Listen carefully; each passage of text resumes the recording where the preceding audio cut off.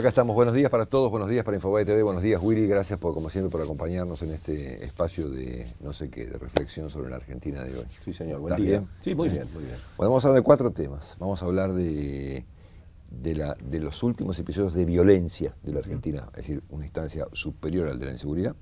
Vamos a hablar un poquito de economía. Vamos a comparar el estado de cosas de Capitanich con un ministro que me acordé que se parece a él de un gobierno anterior, ¿no? Y vamos a hablar del último comentario que hizo el presidente de ayer, que evidentemente le molesta tanto las críticas como las no críticas. Es una posición muy curiosa la de Cristina de ayer, cuando anuncia públicamente que las personas que no dicen lo que piensan deben estar pensando mal de ella, ¿no es cierto? Bueno, a ver, hablamos acá hace un par de semanas de lo que llamamos la subseguridad, o de un Estado que es más complejo que el de la clásica inseguridad que viven los países, y si no, mira en qué planos tan contrapuestos está ocurriendo la violencia en la Argentina. Hemos tenido, por ejemplo, en los últimos 2 días, del domingo a hoy martes, 7 muertos en Rosario. Vamos para 100 muertos en Rosario, una ciudad que cuadruplica el tasa de homicidios del resto de la República Argentina. Hemos tenido, en Rosario te encontrás con crímenes por inseguridad, con cuestiones pasionales y con narcotraficantes, ¿no es cierto? Pero hemos tenido también, por ejemplo, 2 muertos en el ámbito sindical, ¿no? Cosa que viene ocurriendo con la UOCRA, pero ahora ocurre con los camioneros. En Ensenada hubo una gresca de la UOCRA que terminó con otro muerto de la UOCRA, que ya varios van de la UOCRA. Y hubo el fin de semana un muerto en Rosario en una pelea de dirigentes camioneros del gremio de Moyano. O sea, tenemos violencia en Rosario vinculada esencialmente al narcotráfico, tenemos violencia sindical, tenemos casos, por ejemplo, un muerto en la General Paz por un episodio de tránsito. Pelea de automovilistas, viene un tipo, le pega un tiro al otro en una cuadra de General Paz, Villa Lynch, ¿no es cierto? Hemos tenido el caso de una directora de un colegio, yo tomé nota de su nombre, se llama Edith Duarte, director, 50 y pico de años, directora de un colegio en la provincia de Córdoba, sanciona a una alumna por pintar un baño. Bueno, a la madre del colegio casi la internaron, fractura de cadera, casi la mata. A la directora. A la directora, sí, obviamente. Claro. Entonces, fíjate los planos de la violencia. Tenemos problemas en los sindicatos, problemas en Rosario, problemas en la Avenida General Paz. Una situación en Córdoba impensable, es decir, una señora que en defensa de su hija, con o sin argumentos, interna a una directora de un colegio, ¿no es cierto? Muy bien. Tenemos a Ramón Díaz defendiendo públicamente a los barra brava de River, dedicándoles un triunfo de un partido. Hemos visto hoy el caso ocurrido el domingo en Palomar, de un hombre de 54 años, Gustavo Vega, de profesión letrista. Vendía carteles y los pintaba él con su mano. Padre de 2 hijos y abuelo de un nietito de 1 año. Lo mataron no 2, sino 3 motochorros, que parece que en este caso van de a 3. El señor Vega había resuelto salir a la calle para guardar su auto que estaba fuera de la casa, al momento exacto que se encuentra con 3 motochorros que lo matan al momento para robar un auto. Y hace un rato nos enteramos de la muerte de una joven maestra en Saladillo, en la provincia de Buenos Aires. Su nombre es Marisol Ollanar, que va a tener mucho impacto porque salió a caminar y apareció muerta al lado de una ruta. En Saladillo. ¿No? En Saladillo, que es un lugar obviamente tranquilo, mirá, bastante lejos de Buenos Aires. Frente a esta situación estoy tomando los casos de las últimas horas, ponele del domingo para acá, hoy es martes, no estoy contando la semana anterior, ni la anterior ni la anterior, estoy enumerando casos que están publicados en los diarios o fueron motivo de notas en la televisión de las últimas horas, ¿no es cierto? Frente a estos casos, lo de Rosario, lo del señor del Palomar, del señor Vega, que fue asesinado por 3 motochorros, o la maestra internada por una madre que se volvió loca, o un muerto por una discusión de tránsito, o dirigentes sindicales que zanjan sus disputas políticas a los tiros, no escuché ningún comentario de nadie. O sea, el debate que ocurrió en Argentina, muy caluroso, adecuado, caluroso, producto de los linchamientos, no ocurre con estos casos. Claro, con las víctimas con los casos de la realidad. Víctimas, de los criminales. Digamos. Entonces, la presidente, los ministros, el jefe de gabinete, los medios de comunicación, los dirigentes políticos, el ministro de la todos, Corte. Los ministros de la Corte, todos discutiendo, condenando, lo que sea, los episodios de linchamiento, que de hecho hubo uno ayer en el Cabildo prácticamente, y hubo un caso de unos motochorros que balearon a una señora y lo detuvieron los vecinos, ¿no es cierto? Ahora, en cualquier caso, sobre los temas dramáticos de la violencia desatada en la Argentina prácticamente, la política no dice nada. Sí, sí, efectivamente. Entonces, Muy impresionante, generó mucho más debate el hecho de que un grupo de vecinos, más o menos equivocados, hayan detenido a una persona que intentaba robarle no sé quién, no sé qué cosa, o tuvo más prensa Gerardo Romano con lo que pasó acá en Palermo, que con la enumeración de las locuras de estos últimos 2 días. Es significativa la situación, ¿no es cierto? Claro. Bueno, el mismo caso que comentábamos esta mañana, a Ramón Díaz, digamos, todo el mundo le entró a Ramón Díaz, obviamente, en lugar de ir a buscar a los borrachos. Obviamente. Claro. Ahora, fíjate lo ocurrido, gracias, fíjate, me había olvidado un papel abajo. Fíjate lo ocurrido en la provincia de La Pampa, en General H. Un señor llamado Andrés Padín, de 34 años, mata a otro, en 2013, hace un año. Y la justicia en primera instancia lo encuentra culpable de asesinato, 20 años de prisión. Hasta acá estamos más o menos en orden, es decir, una persona mata a otra, en este caso lo mató de 2 puñaladas, terminó con una condena de 20 años de prisión. El fallo que condenó al señor Padín a 20 años de prisión es revisado por una instancia cuyo nombre yo no había escuchado nunca en Argentina, que se llama, por ahí es de La Pampa, no sé, se llama el Tribunal de Impugnación Penal. Se ve que en Argentina hay una instancia penal y una instancia superior que la impugna. Claro. Sí. ¿Cómo se entiende Claro. que hay un tribunal que se llama impugnación penal? ¿No es cierto? Entonces el Tribunal de Impugnación Penal de La Pampa encontró como un atenuante para el caso del señor Padín que estaba borracho. Entonces le bajaron la pena de 20 a 14 años. Entonces frente a esto yo me acordé, ¿sabes de quién? Me acordé de las críticas y de las condenas de la propia Presidenta de la República, de la doctora Cristina Fernández de Kirchner, sobre la liviandad con la que actúa la justicia en los casos donde obviamente permite reducción de penas o salidas transitorias o directamente la nada misma, claro, frente a casos de violencia y seguridad o en todo caso asesinato, ¿no? Muy bien. La misma Presidenta, o en todo caso su propio gobierno, promueve una reforma penal que consagra este formato. En lugar de ser un agravante estar borracho, en este caso, es un atenuante. Es un atenuante. Entonces, frente al cuadro que tenemos, obviamente uno mira la justicia, ¿no es cierto? Y encuentra casos como este, un tipo que mata a otra persona de 2 puñaladas en el pecho, que es condenada a 20 años como corresponde, y que finalmente lo encuentra en un tribunal de impugnación penal, lo encuentra, bueno, demasiado, porque el tipo estaba borracho, ¿no es cierto? Sí. Conclusión, seguramente sale en libertad dentro de poco. Conclusión, obviamente, por supuesto. Ahora, mi conclusión es esta. Acá hay una contradicción de la propia Presidenta de la República que ha condenado, y con razón, digamos, y con cierto criterio, estos casos de laxitud judicial. Ahora, al mismo tiempo, la reforma penal que la Presidenta promueve, o en todo caso su gobierno, consagra este comportamiento. ¿O no? Sí, no, definitivamente. Entonces yo me pregunto, a ver, entonces, señor, ¿en qué quedamos? ¿No es cierto? Bueno, un asunto. Segundo asunto. Hoy se va... ¿Cómo? No, digo, y en algún caso hasta lo exculpa, no en este caso en particular, pero digamos la idea de que la delincuencia son víctimas de la sociedad que no los comprende. Claro, exactamente. Yo me imagino que un tribunal de impugnación penal está inspirado, obviamente, en las ideas del doctor Zaffaroni, que obviamente impugna la acción penal, ¿no es cierto? Tal cual. Al punto tal que tenemos un tribunal en La Pampa que hace ese laburo, es decir, se ve que hay una condena penal y viene el tribunal en cuestión y se dedica a impugnar la condena. Con éxito, ¿no es cierto? Ahora, este formato me parece que está consagrado en el Código Penal, ¿no es cierto? Sí, sin duda, obviamente. Y en la idea que se ha puesto en muchos sectores de la justicia argentina. Exactamente. Bueno, política, obviamente. Segundo tema, un asuntito económico. Hoy se va a conocer el dato de inflación del mes de marzo. Hoy es 15 de abril, ¿verdad? Sí. Y va a ser el tercer dato consecutivo de inflación bajo el paraguas de lo que se llama el nuevo índice, que ha medido 3 y pico en enero, 3 y pico en febrero, y veremos cuánto mide en el mes de marzo.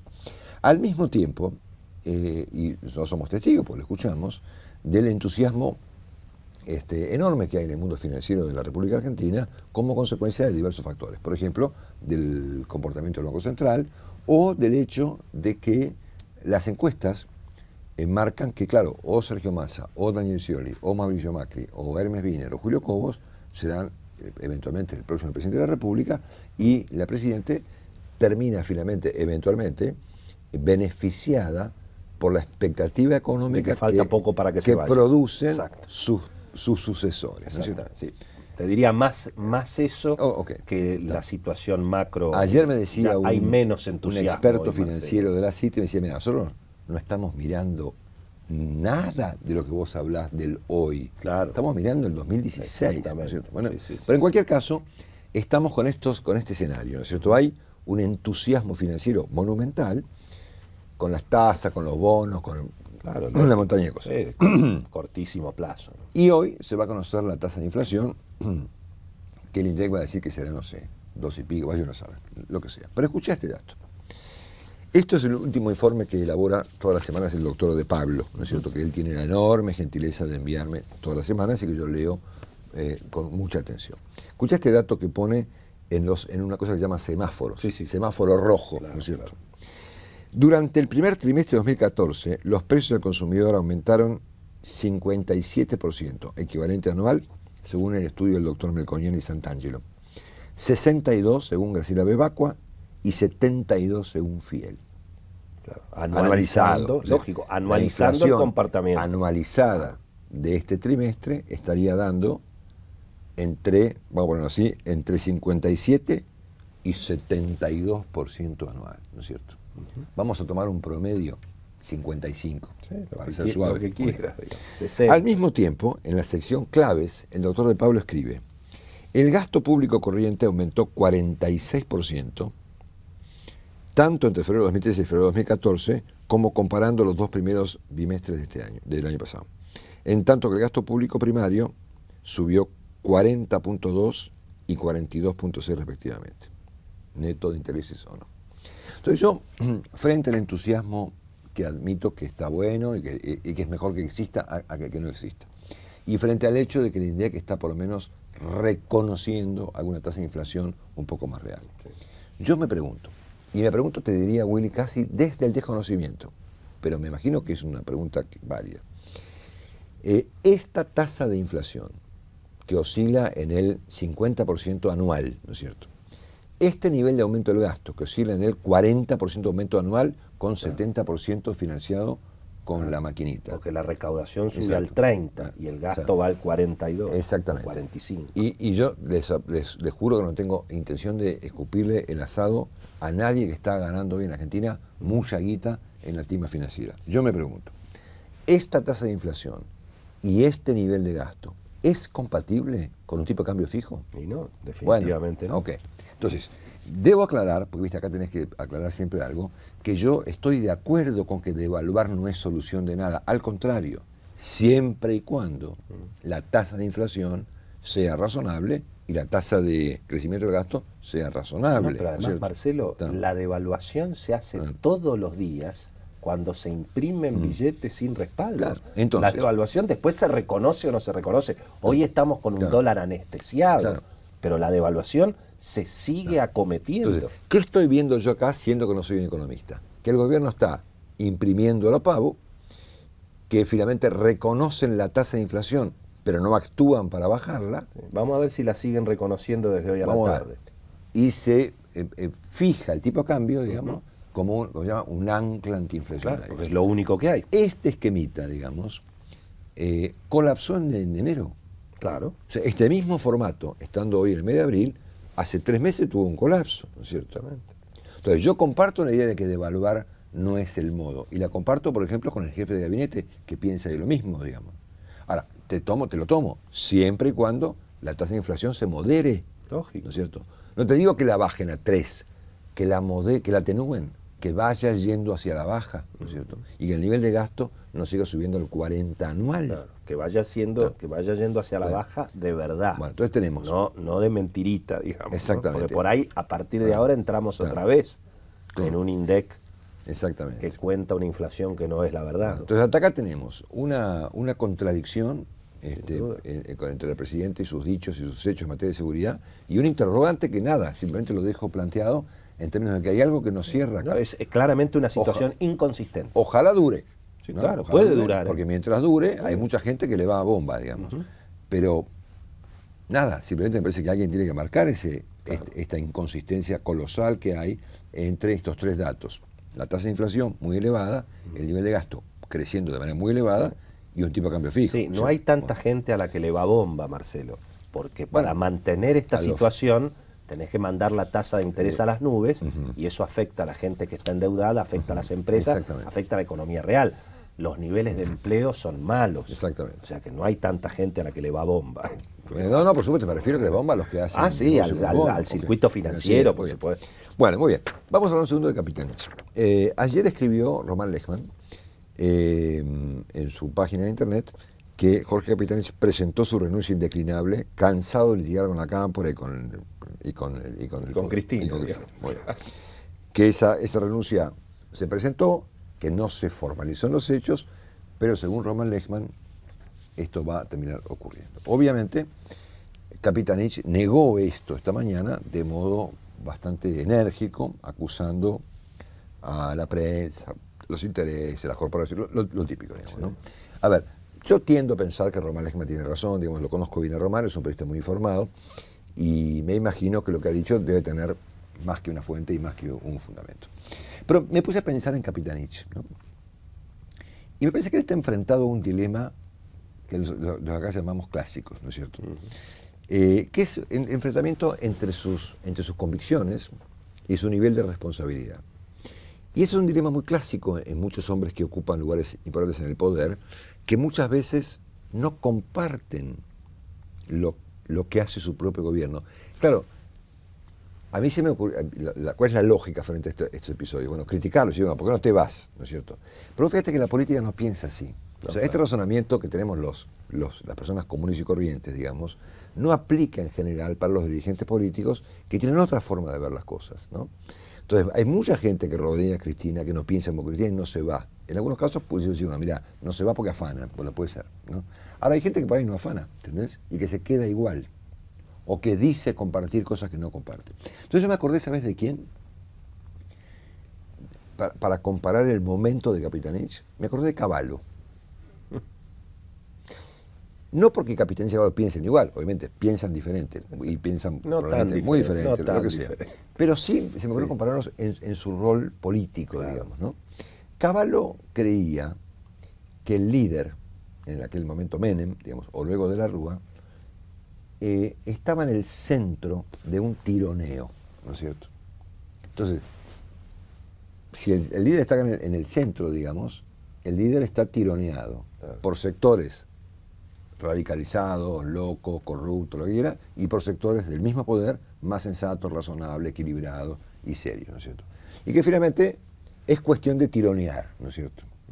Como aquel Perón, digamos, ¿no es cierto? Tironeado por el peronismo más razonable y por la izquierda que ponía bombas, o lo que sea, ¿no es cierto?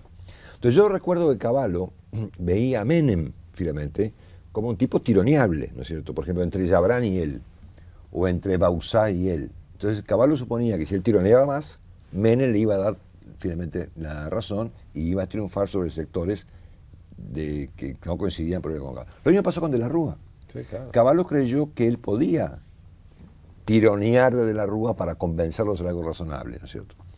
Y yo me imagino que Capitanich en una situación igual, ¿no? Sí, digamos, suelen ser las excusas que ponen los que no se van. ¿Viste? Los que no se van te dicen, y no me voy, porque si yo me voy... Pero vos sabés que muchas veces esto es cierto. Sí. Muchas veces es cierto. Y es que lo que ocurre... depende del presidente. Lo que ocurre, ¿sabes qué pasa? Que los presidentes y los líderes no son tironeables. Claro, ese es el tema. Entonces me parece que ellos creen... Claro, bueno.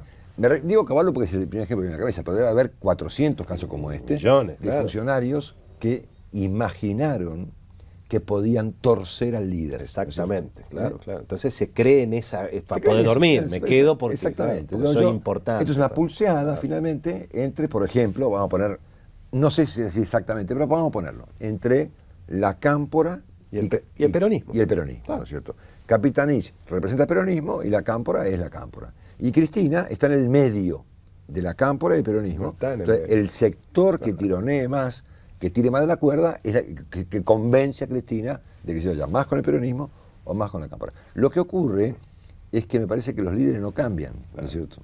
Y que no son tan tironeables. Cavallo fracasó en el tironeo con Menem, fracasó en el tironeo con De la Rúa, y si tomamos este ejemplo, no sé cómo le dirá a Capitanich suponiendo que Cristina es cambiable. Las digamos, pruebas ¿no? al canto. Bueno, por lo tanto me imagino que la información de Román debe ser cierta, y también me imagino que debe ser cierto el hecho de que Petaní suponga, o imagine, que él puede efectivamente seguir dando pelea. ¿no es cierto? Veremos. Claro. Bueno, por último. Bueno, fíjate que con el Fondo Monetario, Capitanich era un fuerte defensor de avanzar en el arreglo con el Fondo, el Club de París, etcétera, y también, como algunos sectores financieros, Capitanich se comió un cachetazo de realidad, ¿no es cierto? Exactamente. Kicillof volvió muy enfrentado con el Fondo. Obviamente. Bueno, hemos escuchado en las últimas semanas algunos comentarios del presidente de la República muy curiosos. Por ejemplo, uno de los más llamativos fue el de los alfajores, ponele, en el medio del paro docente o cosas por el estilo.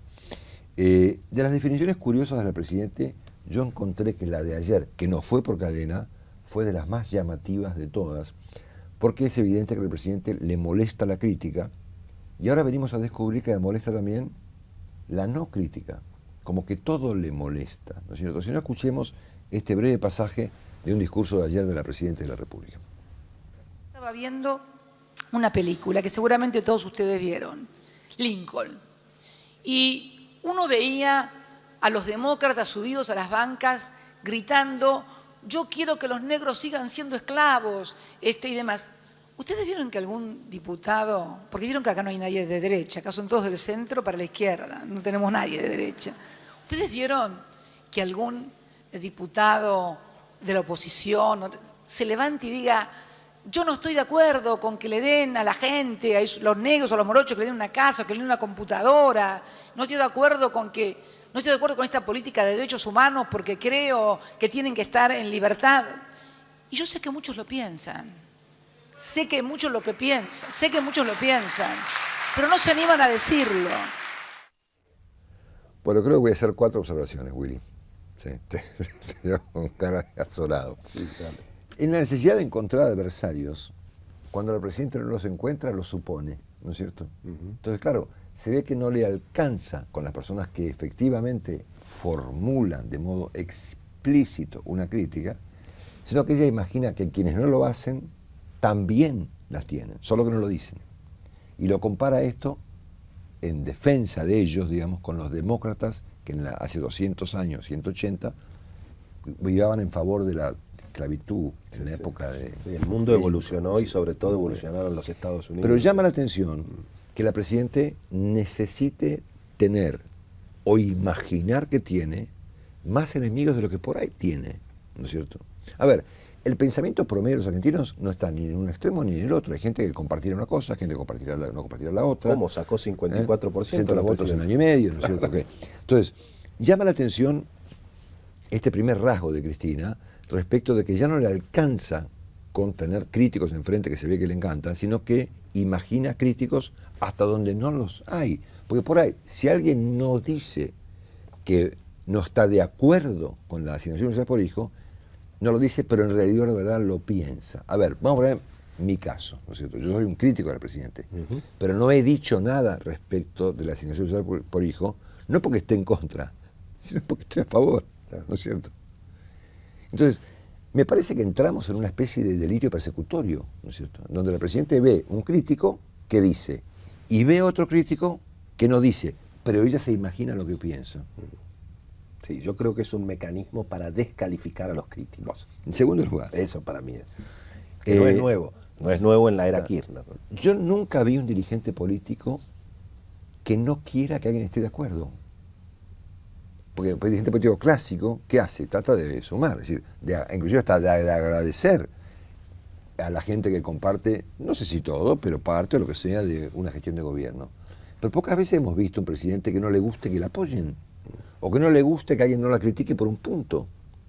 O sea, ¿qué supone el presidente? Que la gente que no está de acuerdo, no está de acuerdo ni con su existencia, pero no es tan así, no es así. No, claro que obviamente no es así. Bueno, la gente critica la inflación, la inseguridad, el mal gobierno. Las críticas más comunes y bastante sensatas tienen que ver con cosas normales.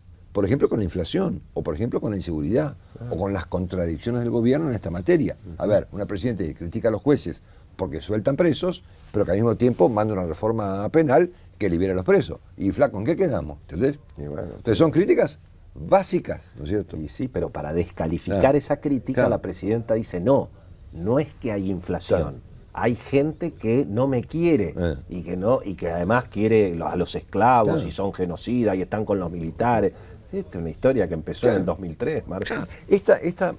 Me llamó la atención, sí, este es un tema que quiero subrayar, el hecho de que la presidenta subraye o plantea todo el tiempo que hay gente en la Argentina que odia a los negros, ¿no es cierto? Claro.